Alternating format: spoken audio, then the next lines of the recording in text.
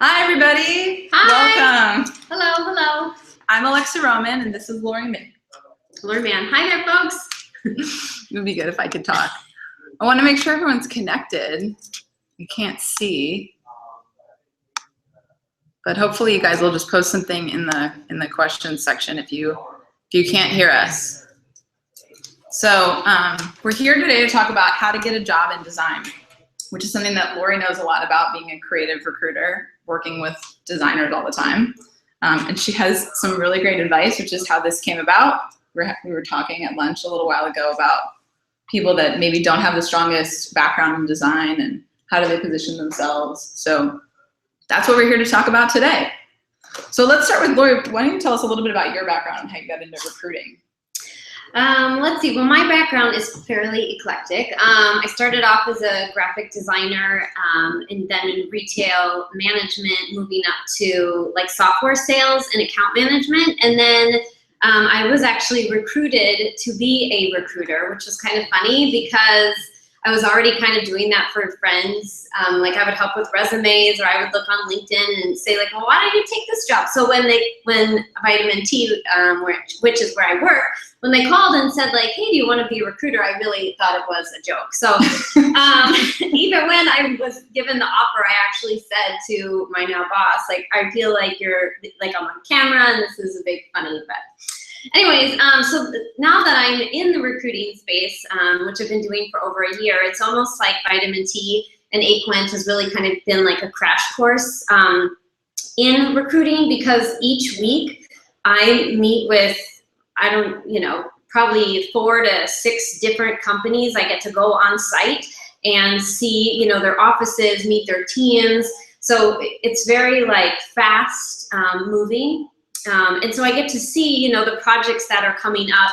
I listen to different companies and agencies talk about what they do and don't like about different candidates, things in resumes that they love, things in resumes that they don't. So I really learned quite a bit in the time that I've been doing this. So Tell us about that. So what kind of stuff do they see in resumes that they like? Yeah, well, what they like.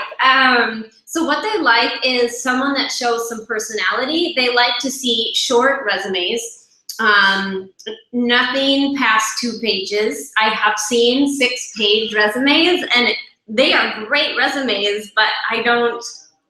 No. It's hard. I give a lot of advice, and so it's hard when I tell someone with a 6-page resume, you got to bring it down to 2. They're very sad.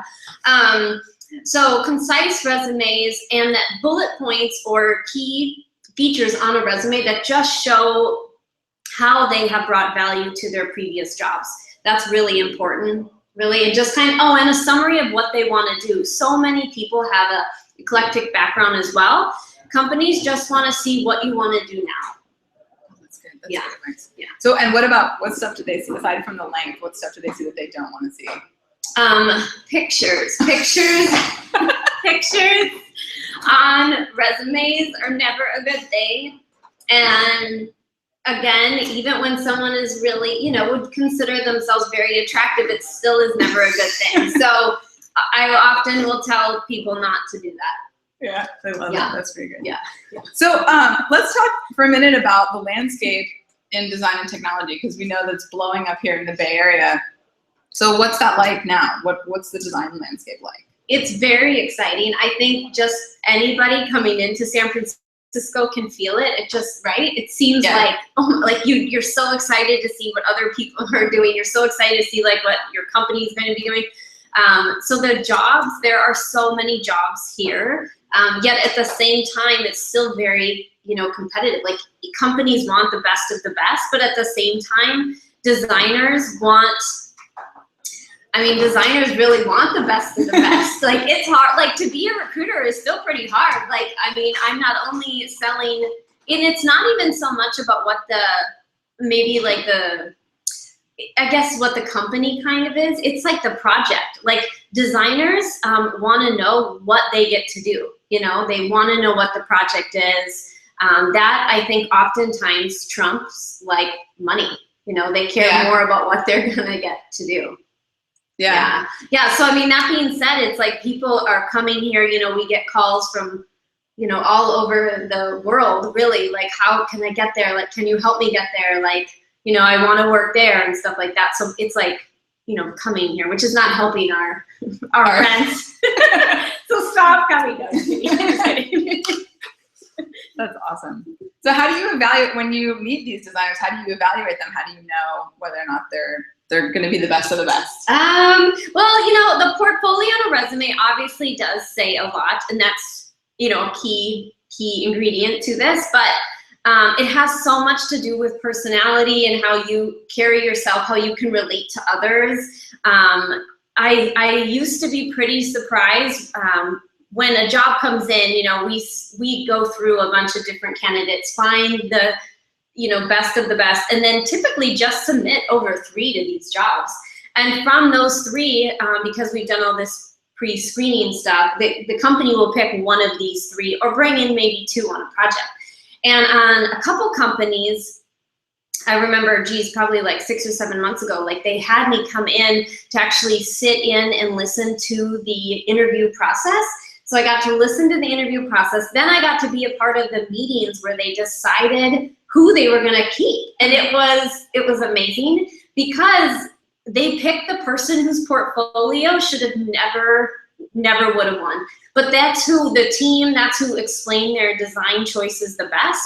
The personality was just better, and that's who they picked. So that's why I always tell talent, really, you've got to sell yourself, which is hard to do.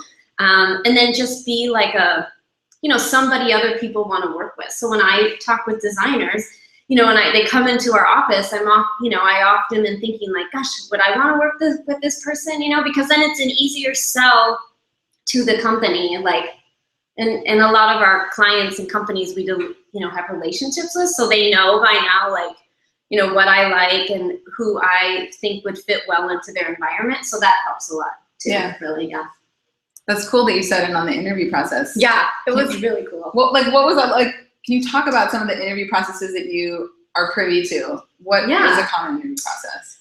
A big one is the success stories. They want to hear you explain your success story, but in detail, that a lot of designers often get stuck on. I know that you're really good at explaining what you do, but sometimes people will just say, well, I just made that box red because I thought it was great, and I put the click button on the right. Well, but in an interview, they really want to hear, people tend to click, 3/4 of the page down, and this color draws their eye. Like, those details are what companies want to hear. Okay. Yeah. Cool. And what about like the overall structure of an interview? Like, how long are the interviews? How many hours, and what kinds of activities do they have people do? Well, they do vary greatly. I've had them go from anywhere just to a phone screen to 16 hours. I've had someone go in, it was honest to goodness, for 16 hours of interviews. And that gets a little bit out of control, obviously, but we normally are able to get a heads up. So before a talent would go in, and if you are working with an agent, they should be able to give you some sort of guideline, like this is who you're meeting, rather than you walk into an interview in the room full of like 6 people. They should be able to give you a little bit, but it's really just being able to sell yourself and having questions for the company. Like, you should have a lot of questions, Like, I would say like 5 to 6 questions already in your mind before you walk into an interview, in terms of, and never about money, mind you. They should be about like the projects, the team, like what relevance would, I as a new employee bring to you? Like, and what are you wanting to see from me? What expectations? Those are the things, first off, so then you can understand that you want the job, but, also so, the future employer can see that you actually are interested in their company. Oh, and knowing about the company. Like, don't go to a job and ask, what do you do here? Because I'm always surprised. Like, thank goodness that's never happened to me, because I always really coach or help like candidates. But I've had other agents when we sit around and we would happen to talk and gossip, right? And they will just say like, he really walked in and asked what, XYZ did for what did they do? What makes his company cool? And I mean, if you're sitting in an interview, that's a terrible question to ask. Yeah, absolutely. Yeah. So one of the things that I hear a lot from designers is this idea of a design exercise that they have you do. What's your take on the design exercise as part of the interview process? Yeah, that's a hard one because companies are asking for that more and more. And I, as an agent and as an advocate for talent, and other agents that I've worked with have pushed back on that because sometimes companies go too far, and so it really depends. I always say if you want this person to make up a design exercise about a peanut butter and jelly sandwich, great. But if you want them to like do a mock-up redo of your website, then you've got to pay them. And companies are fine, at least the ones that I've worked with are fine with that. And if they're not, then I've taken that as a red flag that it's not somebody I would want to send someone to anyways. Because that's not fair. Because there's so many people looking for, for jobs and just finding the right setting that can deter people. I mean, I've seen some really talented designers I'm not going to do that for them. And I understand it. So I don't think that you should have to do too much of a design exercise. Yeah. Interesting. Yeah. It's definitely a challenging thing I hear all the time from people. It's hard because a designer wants the job, but then to give, like 10 hours of your time, and then unfortunately, sometimes you don't even get the courtesy of a feedback, right? Right, yeah. That feels terrible, and that's not right. And I wish we could have this conference for employers, or, we could tell them, like, stop doing that to people because it's really mean. Yeah. Well, and I think it comes out of a need to know, are these people going to work? Are we going to work well with these people? Are they going to deliver what we need? Yeah. And that's really what the portfolio is for. Right. So what ways can people make their portfolio stronger? What do you like to see in a portfolio? Well, it will help if the portfolios give a short little snippet or a little couple sentences about the work that you did. So that gets a little challenging too, because the Bay Area, especially San Francisco, it's a pretty small area, a pretty small market. So we'll see someone's portfolio, and lo and behold, maybe last month, I saw the same project. So, which is fine because projects have lots of people working on them. However, you've got to be able to clearly articulate, in an interview what you did. And on the portfolio, you should say, like, on this project, I was the creative director. Or maybe I was just, the graphic designer or the copywriter, and I don't mean just like that. I would strike that from the conversation. But you know what I mean? So just saying what it is you did on the project is always really, really helpful too.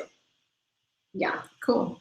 And what about like different kinds of roles? I mean, some people I think may not know how to position themselves. So you work with a bunch of different creatives. Like, what do you see as a distinction between like a UX designer and a visual designer and a front-end developer? Like, what kinds of skills are aligned with those roles?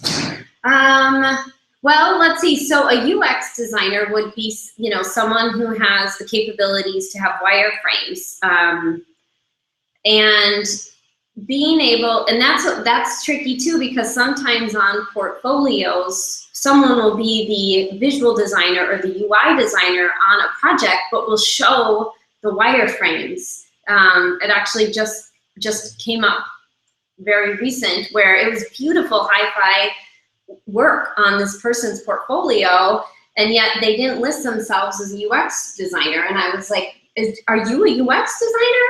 And they said, no, I just, kind of reconfigure them. But I mean, that really was misleading. So you certainly don't want to mislead people. But, so if you are, doing the wireframes, make sure that you have like your wireframe work on there. And then you say that's what you do. And if you do the visual work, you really would not have wireframes on your portfolio. Because they're really, really different, really different. But, we work with people like copywriters, even like producers, we have producers lately. I mean, really anybody in the creative space. For some reason, I feel like I'm drawing a blank, but like graphic designers. Oh, front-end developers are a huge demand. Yeah. Huge demand. And so what kind of skills do you see a front-end developer having? What's important for a front-end developer? Yeah, well, for a front-end developer, obviously the coding skills. And so what ends up happening, or, typical, like when I meet them, so I go through, just the personality, what they're looking for, just the generals. And a lot of times, not so much it seems of lately, because it seems like the front-end developers are starting to all get a visual portfolio, but like someone who does the back end, just a regular developer, they don't necessarily have a visual portfolio. And it's really, really important now, just to show people, the different sites that you've done.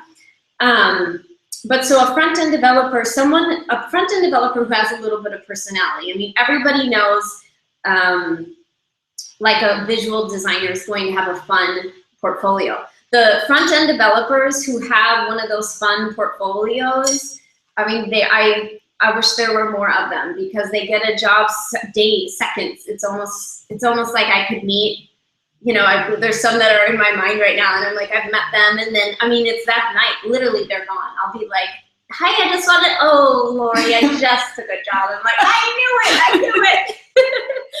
Which is great. Yeah. Yeah. I think that's really funny. Yeah.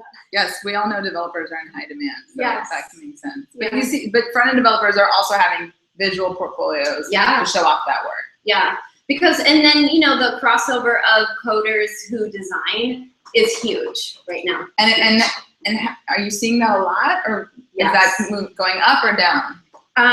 The need for it is going up and up, and I feel like we never have enough. So if you're slightly interested in coding, you should go do it, because you'll always have a job. Yeah. Yeah. If you build it, it will come. Right, yeah. I love it. Okay. Well, so if you are someone who's looking for a job, what's the bare minimum that you need to start interviewing? I know a lot of designers are like, I need to get together my portfolio. So what is that minimum amount? Yeah, gosh, really, like I said, a portfolio. I mean, if you've been doing it for a couple years, you should have, ideally 6 to 9 maybe examples of work. And if you only have 3, and that's okay too, because so much is under NDA. All the time designers are worried, like, I've been doing everything NDA for the last year. How am I supposed to get a job?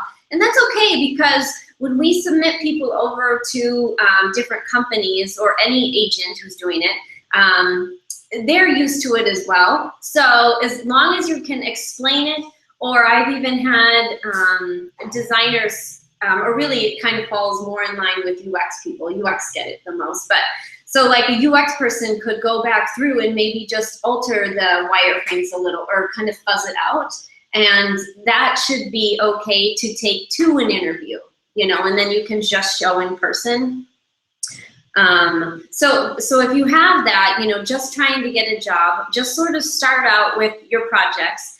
One thing that is always pretty important is if you're trying to get a visual designing job, making an app, then your portfolio should represent the top 3 projects should really be apps. A lot of times people kind of juggle their portfolios all around, and employers really just want to see, what it is you could do for them. They don't like to look for things. So if you keep it as simple as possible on a portfolio, and then show a little personality too. If you've traveled, if you've taken some interesting courses, I don't know, like you're a ski flyer, if that's even a thing, like put that stuff on there. I mean, especially around here, companies want to see, like, they're not only hiring a really cool person, but or really great designer, but they are getting a fun personality to bring into the team. So that, like, sometimes I see people include projects that they've done that aren't related to like interaction design, like fashion or photography. So you think that's okay then? Yeah, it definitely is, because it still lets like an executive creative director see what they're capable of. And that level of an eye or a talent when you have made it up to that level, they're able to see, certain things in designs. Because I've had some executive creative directors say, this person doesn't have the work that I want to see, but I can see the talent. I'm going to give them a project anyways. So that's definitely possible. And you still should include it, in your portfolio. That's cool. Yeah, it is cool. It's nice when you meet people like that. See beyond. Right. Yes. Yeah. Yeah. It's pretty rare, but yeah. That's great. Yeah. So what about LinkedIn? You mentioned that you worked with some people that have backgrounds that aren't as strong or as clear. The path isn't as clear. So what do you do if your resume or your LinkedIn is sort of all over the place with jobs? Well, I personally tell them to get it together, right? Like you got to help someone picture what you've done. There's so many stories. That's a great way to put it. Yeah, because a lot of times, let's say for example, you were on a marketing associate, and then you were an account manager, and then maybe you were an event planner. Well, that's not going to really help you get another job. So if you're able to, kind of streamline those, like as an event planner, you're also a project manager. That's really what you're doing. So you almost have to kind of play with the titles a little bit so people can see what you want to do. Yeah. Yeah. That makes sense. And I guess that relates to your summary idea too. Yeah. It's important to say what you want to be doing. Yeah, say what you want to be doing, and then put what you want to be doing right under your name on your resume, So, like I would say Lori Mann, recruiter, right? Yeah. Like, especially if you were to look at my resume, I would be someone, people would be like, what in the world is she going to do for me? Like, she's had like 6 or 7 job careers. Like, yeah. What a nut. Yeah. Right. Yeah. It's eclectic, though. The right person can see it. The right person can, yeah. But I mean, if I was trying to be a visual designer, there's no way that would fly, right? Right. They'd be like, no. No. Well, so what are some of the biggest mistakes that you see people make with their resumes or with their portfolios? Or even in an interview? Like, what are just some of the biggest, stop doing this mistakes? Well, on resumes, it's definitely going to be the titles. It's going to be mixing it all up. On the portfolios, it's going to not, if you don't give a blurb, like a little bit about what you did on the projects, and then having your portfolio not look as modern and really as chic as everybody else right there, Oh, that's interesting. Yeah, because, and this comes up a lot, like sometimes someone's work will be really good, but just the portfolio, it looks too dated. And oftentimes I will, show people different portfolios just as this is sort of what your colleagues in the world are doing. It's good to look onto LinkedIn and just start looking for the titles that you want. Everybody posts their portfolio on LinkedIn nowadays. I mean, so you have all the means you need to see what other people are doing and get those ideas to make your portfolio look like that as well. And then the other thing was, you said when in an interview, mistakes, being late is key. Yeah, you do not want to be late. And if you are by chance late because, if traffic is crazy, be very apologetic, very apologetic. And then just have a good confidence and a sense of you can explain what you have done, yet at the same time, you want to ask a lot of questions to see what you can learn and contribute to the group. Yeah. So if you go to an interview where they don't drive the conversation, or maybe they're not as practiced at interviewing, yeah. And they're just like, oh, what questions do you have? They don't have an agenda. What should you make sure to get in there? What do you want to make sure comes across from your side as a designer? Well, yeah, that would be a hard one, because then you would think if that was me and I'm being interviewed, right, by someone like that, I would think, I don't want to do this. Yeah. But then you could hope that maybe that's one of those hiring managers who, will be fired next week, and then you won't have to deal with that person. Let's see. I mean, I think especially when you talk to a startup or anybody who's inexperienced in their particular role. Right. Sometimes you just walk in an interview and they don't have a plan. Yeah. Well, gosh, then I guess you maybe would say, like, can I meet anyone else on the team who might I be working with? Yeah. And then I guess you could see from there. Yeah, that's hard. And I know, I'm sure it's happened quite a bit. Yeah. Yeah, I think with young companies especially. So, and what are some of the biggest mistakes you see employers make during the interview process? You mentioned like we should have a whole seminar for them. But. We should. That would be great. Well, the biggest mistake, if they first off, the biggest mistake is declining or not even wanting to move forward with a talent just based on the work that they've already done. That is, I would think, probably the biggest frustration of all recruiters, really. But gosh, once they've been in the interview and then just turned it down after that, you're saying? Well, I think that can be a mistake too, sort of misjudging people. Yeah, it's hard. I mean, that's another reason why there are so many, almost contract jobs around San Francisco or just the Bay Area right now, because you can interview amazingly and love everything, but till you're in there actually doing the job, you don't really know. And that's when the real work gets to come out too. Even, that goes back to like when people are getting projects, when you are brought in on an interview to do a project, you're nervous. Even the company's a little like, they're like, oh geez, they really don't want to be doing that either. It's funny, like nobody really enjoys the interview process. It's a little awkward. So you do those projects, you're put on the spot, everybody's put on the spot. No one's really comfortable or thinking. So it's really difficult. Yeah. I was thinking today, we didn't interview today. I was thinking we should always have cookies at interviews. That would just make it easier on everyone. Yeah, it would. But, we have a whole world of like all these allergies now. And then, no peanut cookies. Yeah, exactly. Wheat allergies. That'd be really difficult. Yeah. So, one of the things with the demand for talent, both design and development, I think in the tech industry, is this question of education. How important is it that someone has a formal education in design or in computer science? And what about like all these boot camp programs? Yeah. Is that a good thing to do? I was just talking at the Berkeley extension last week, and one of the students asked me that question. And I always would say the more education, the better, right? It's definitely going to come in useful at some point. That being said, I have never, not even once, been asked, it's never even been brought up where a design person has graduated from at all. Yeah, no, not at all. But so that's, I know, a little frustrating when people are, have these for the Harvard MBAs. Yeah, right. Well, that's funny. So if you come from Harvard, though, because I've talked to 3 Harvard UX researchers in the last 3 months. And they're an easy sell, really. Oh, here they are.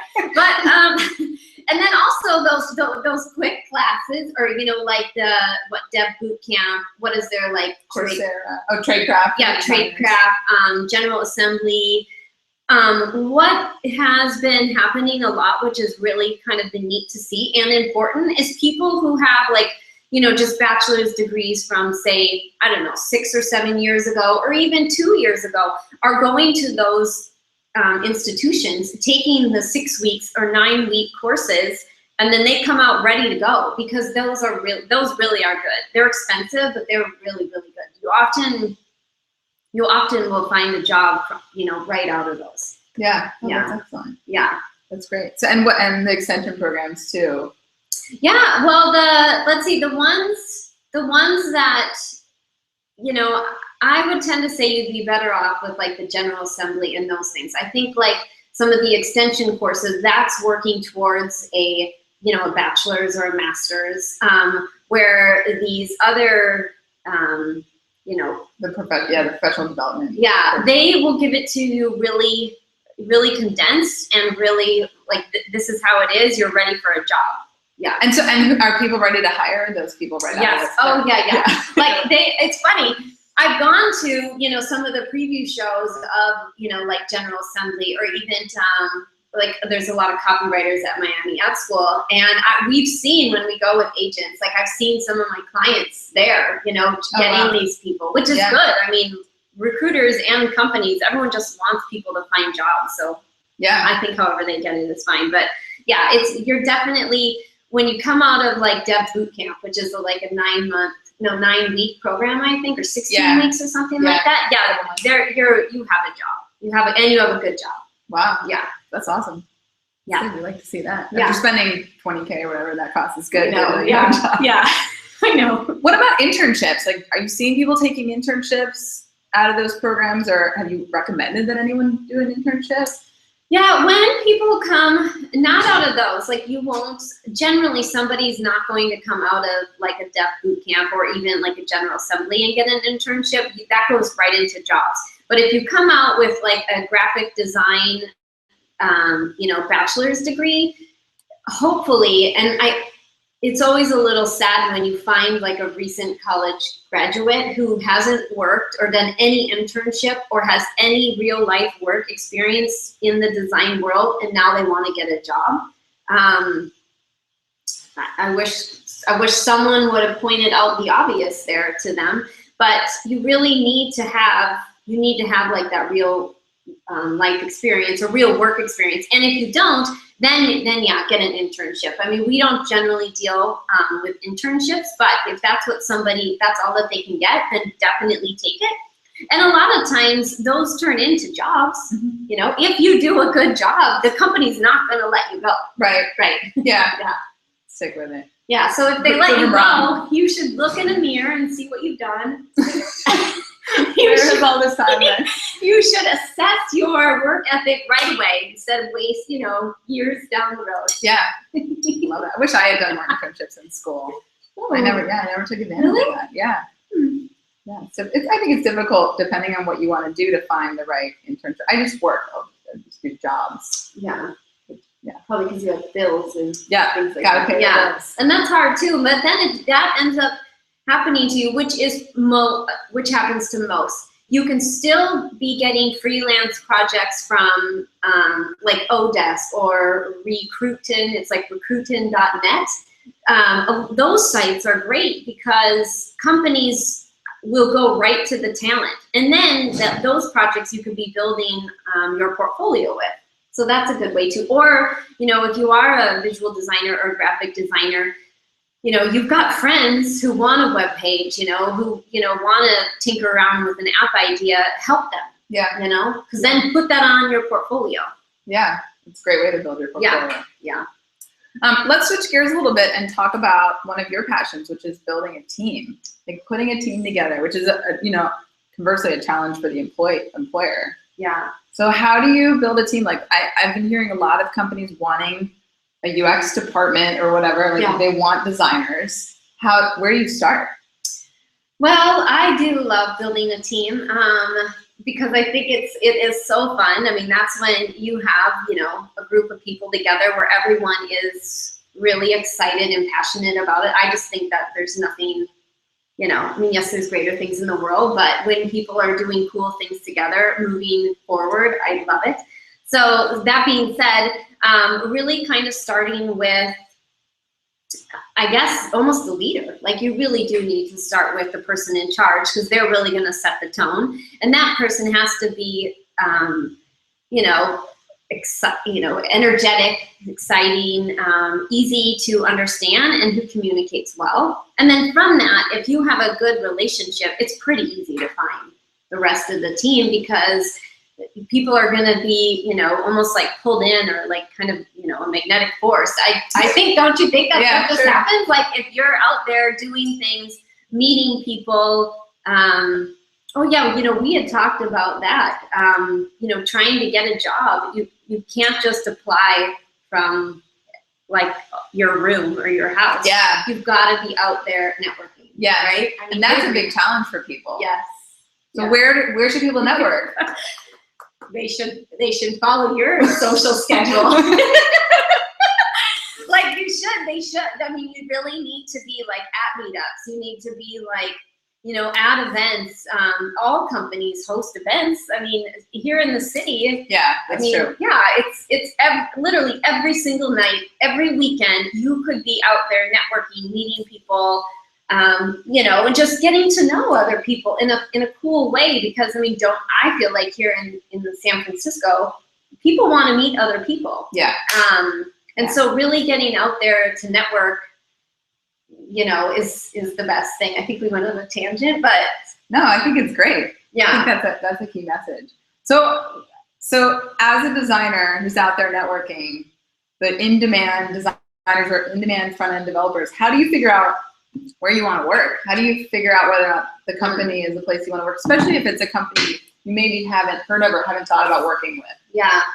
And there's so many companies in San Francisco that looking for a job is very overwhelming because you just don't know.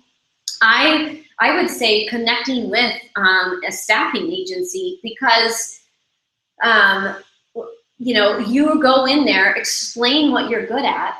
That agent then hopefully will get your information out to all the other agents. So now, instead of just you trying to understand what companies do, now you have, you could have like 50 to 60 different agents out there looking, like if they're in retail, or, maybe they're in tech, or, they're in like wine, or, new startups. So I think getting out there to agencies, you can work with lots of agencies, really let them help you, because oftentimes I'll call, a designer and explain a company that I would have never heard of until, lo and behold, Tuesday, like, one of our business development people happened to find them. And, now we're on site, we're meeting their team, and I'm like, wow, this is amazing. Like, and that, then I get to call somebody else and say, you wouldn't believe where I was today. Listen to what they're doing. And that's not going to happen, to like a regular person trying to find a job. Right. And that's not going to happen if you haven't been out there meeting agents to like help you. Because it doesn't cost you anything. And if somebody does try to charge you, then that's not right. Yeah. Yeah. Definitely don't want that. Yeah. So what about dealing with internal recruiters? Like what's your advice for dealing with that initial phone call with the internal recruiters, or how do you sort of deal with internal recruiters? We do. A lot of times in-house recruiters will still partner with us when they have maybe exhausted all of their avenues. Yeah. Because so many candidates are come to the big staffing agencies that in-house recruiters don't often get that influx of candidates. Again, because people have just not heard of their companies, right? So if a recruiter does call you, I would always take the call, take the call. First off, it's going to be practice for you to get to explain yourself, and then you can start to ask questions, because you just might not know what they have in store. Yeah, so hopefully people would always respond to a recruiter, especially if you're looking for work, or you never know when you might need work, Yeah. So that's true. Being nice to like a recruiter would benefit you rather than ignore them. Yeah. Well, I think it becomes overwhelming for some people, I think, especially my developer friends. They're just constantly hunted. And so that's that true. can be hard. Yeah. Sometimes I've seen people put in their LinkedIn, like, I'm happy where I am, please don't recruit me. Yeah. And I know I respect that. Yeah. So that would be a way. Yeah. If you are a developer or a UX person, you probably are. You probably want to close down LinkedIn. You can't take it. Yeah. Just shut it off. That's really funny. But so, have you heard of Coachable, the like coaching service? Yes. So, I've been hearing people talk about that the only way to find good people is to coach them from their jobs. Yeah. So what's your take on that? Especially with all the people that you work with who are looking for work. Yeah. Well, that's true to a degree. But that gets a little trickier, It's definitely some place to consider, but I don't know, it's weird. I don't know, that one always kind of throws me off because I don't know. I don't know. It's challenging, I guess. Yeah, because I guess it can look at that where everyone is always sort of looking for a job, right? Or really not a job, it's projects. That is completely what drives most of San Francisco's talented people. It's projects. And you could probably lure anyone away from any amazing job if you have a project that will excite them more than the one they're doing. And it doesn't even have anything to do with money. It just is about the team, what they're going to get to do. Like if somebody's gonna get to make an app that 4 million people are going to use in 6 months, they would leave, the dream job to get to do something like that. Yeah. So I think it always is good to check unless somebody clearly said not to be. And I don't know, like if you were on the poachable site, like if that would be annoying. I mean, I guess you could pull yourself from it. Yeah. Well, you sign up to be on there. Yeah, right. But eventually that might get annoying. And and I do know some employers actually have, kind of paid positions making sure their employees are their employees. Oh, interesting. What do you mean? Like not being poached or not out there looking for work? Like not out there looking for work. Wow. Like checking portfolios, like if you're updating your portfolio, if you're updating your LinkedIn. Oh, there are people in companies that their job is to watch for that. That's so scary. So what do you do if you work at one of these like horrible companies? Yeah, I don't know either. Again, maybe we should have a seminar or a talk for the employer. Yeah, it's like forget it. Yeah. If you have to scare your employees into staying here, things are not good. Right. Because as an employer, like you should want your employees to go out there, find new projects, or go see what else, because they'll learn more. Yeah. And then if you're such a great place, they'll come back with more knowledge. Yes, absolutely. So, and what about, I mean, you've mentioned before that it's not good to have a bunch of different jobs, or it's not good to show that you've only been places for a few months, or how do you assess whether or not it's the right time to leave, if this is the right opportunity, or if you're just bouncing around because there's so much going on? Yeah, that's hard because here people, they move around. Yeah. But there still are companies where loyalty is important. And those are really cool companies too that don't want to see somebody who's worked, 6 months here, 6 months there. I mean, if you're a designer, that makes sense because you've been freelancing. Yeah. But if you are that's going to be more so like in probably marketing, in the marketing jobs. But like a UX designer, they tend to need to work someplace for a little bit. Yeah. So it's okay to have these sort of projects based. Yeah. If they're intentional like projects and, you're listing yourself as a freelance person. Yes. That would be okay. Yeah. Cool. Yeah. What else do I want to ask you? Oh, let's talk about trends. So what kind of trends are you seeing? Like skills that people are asking for, or skills that people are coming in with that are interesting? Definitely the coding, developing skills. Front-end developers, I would have to say, is one of the top things that jobs that we are kind of asked about. I mean, there's always the designer jobs, that we get the most, but that allows for a lot more, I don't know what's the word, flexibility. Well, like judgment, or they're critiqued much differently than if you're a developer, you're a developer. Like you're coding, you're a front-end developer. Maybe if you did the design, that would be, fantastic. But yeah, so for skills, like, jobs right now, it's coding, developing, then UX is pretty tied. Sometimes companies will still think somebody should be a UX designer, a visual designer, and a coder as well. All three together. Right. Yeah, the unicorn. Which makes no sense. And again, if you have someone explaining to these companies, that's a person cannot do all of that. That would really help, calm the waves. Yeah. Yeah. We hear that request a lot. Yeah. A lot of my friends have been, they're asked to do all sorts of different things. So, what about specific technologies? Like with front-end development, what specifically are people looking for?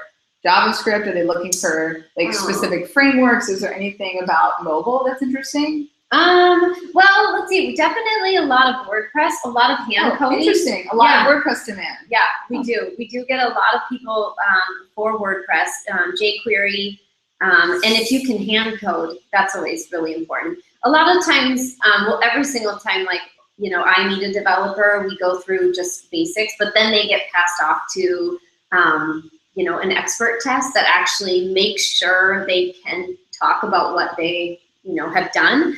And so that too, if you are a developer, you know, having a strong GitHub is really important.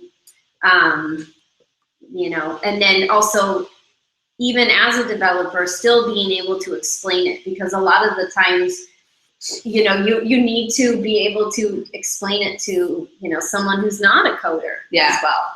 Yeah. That's really challenging. Yeah. How do you, for someone who's not technical, interviewing someone who is, how do you navigate that? How do you recommend someone assess that person? You can't really. You can't. That's not fair. And a developer would get really irritated with that. Really irritated. Because, you know, I mean, that's their craft. Yeah. Like, that is what they love, and they don't want to have somebody like, you know, me watch that. They'd be like, okay, like, just don't do that. Because that's a waste of their time. And I think being upfront with everybody, you know, I'm here to assess, you know, basic personality and what you're looking for quickly, you know, 20, 30 minutes, then I'm going to schedule you with an expert interview. Yeah. That's something that fair. they're doing. Yeah.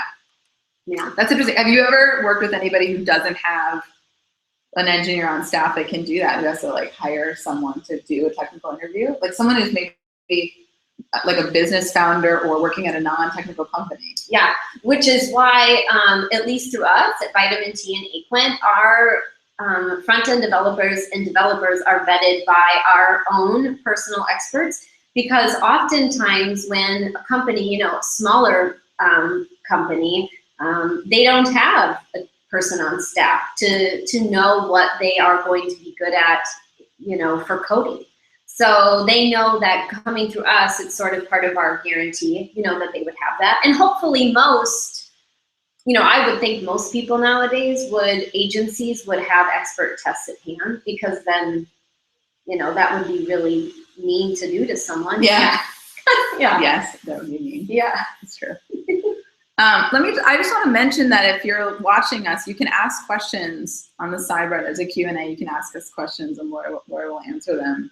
I just want to mention that because we have about 10 minutes left. I wanted to ask you about like collaboration, like about design and development collaboration. And if someone needs to hire more than one person, how do they assess whether those people will work together? Does anyone ever come to you wanting to hire a team or a pair or something like that? How do you figure that out? Well, again, it works because I've met the person I'm talking with. We go meet just about everybody. And so I just always seem to pick up on a person's personality right away. So then after that, when I start meeting possible candidates, I can often tell, like, oh, they'd be great with that person.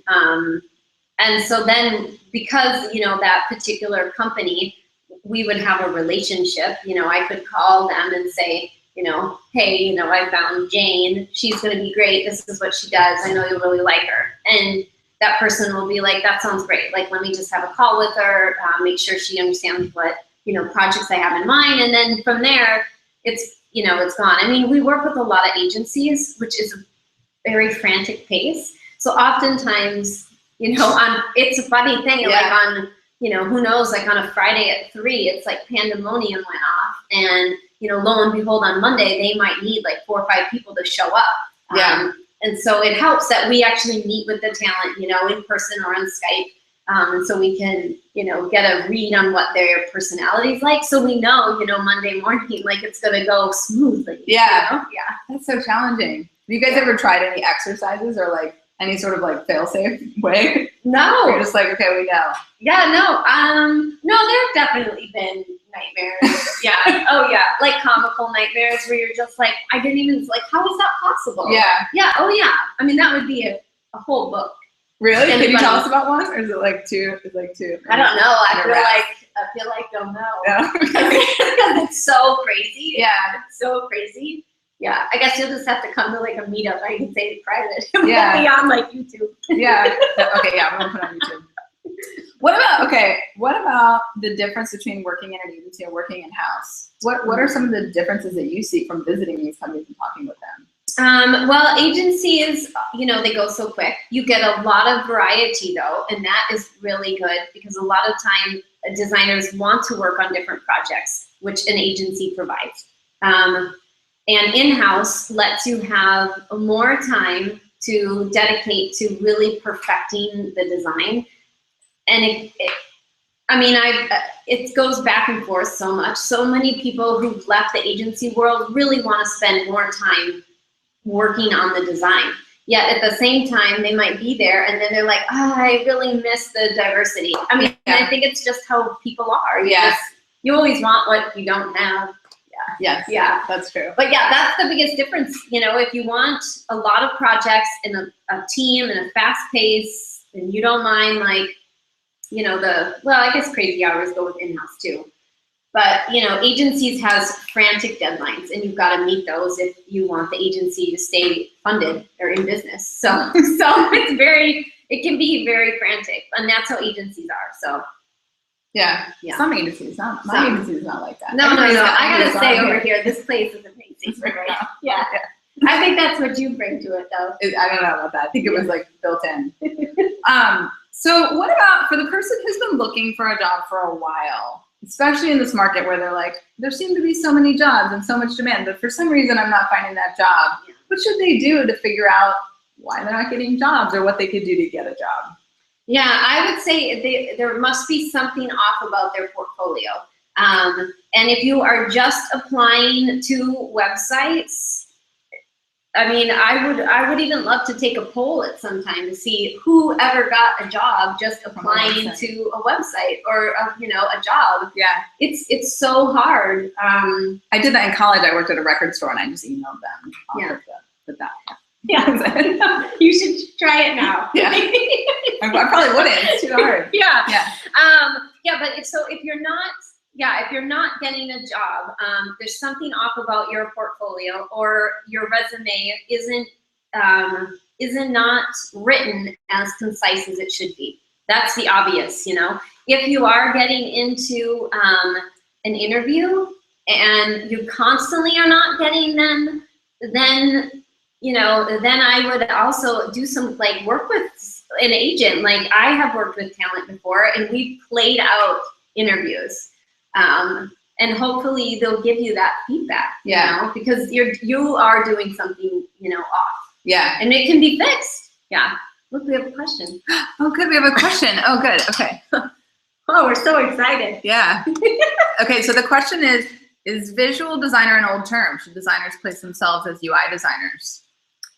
No, yeah, a visual designer. No, it's not an old term, but you could definitely put a UI visual designer, because you probably are, if you are a visual designer, you are a UI. It's really the same thing right now. That tends to mean you are on the you are on the digital side, right? Like you're doing, websites, you're doing apps. A graphic designer is going to be somebody who's, in the print world. So yeah, if you are calling yourself a visual designer, you could call yourself a UI designer. It's the same thing. Yeah. Yeah. No, thanks. Cool, I love it. So if you could craft an interview, like the interview process for, let's say for a design role or sort of a creative role, what might that look like? Wait, if I could design? Yeah. Like design the whole interview? Yeah, what would that strong interview process be from the employer side? Well, I guess it would just be like how my interviews are right now. I ask, a success story, and then I want to hear about, the best part about their last job, and then I want to hear about the worst part and how they could have fixed it. Like what could they have done to make that a little bit better? Oh. And then I ask about, their design process. I ask how they came up with these designs and, the logic behind it. And then I probably would just go do something, random or just normal talking. I want to see that they can just normally talk and have a conversation. Yeah. That's key.